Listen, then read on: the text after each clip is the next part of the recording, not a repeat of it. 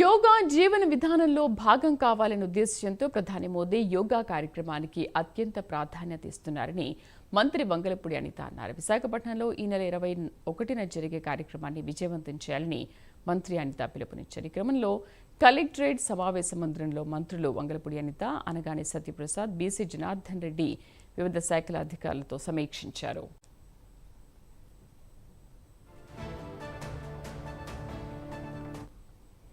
11వ international yoga day సందర్భంగా గౌరవ ప్రధానమంత్రిగా చాలా అత్యంత ప్రతిష్టాత్మకంగా తీసుకున్న ఈ యోగా డే సెలబ్రేషన్స్ లో ఈసారి ఆంధ్రప్రదేశ్ వేదికగా దట్టు ఉత్తరాంధ్ర పరిధిలో ఉన్న వైజాగ్ వేదికగా మారటం అన్నది నిజంగా ఒక మనకు వచ్చిన ఒక అపురూపమైన అవకాశం కింద భావించాలి. అట్ ద సేమ్ టైం అదృష్టం కింద కూడా భావించాలి.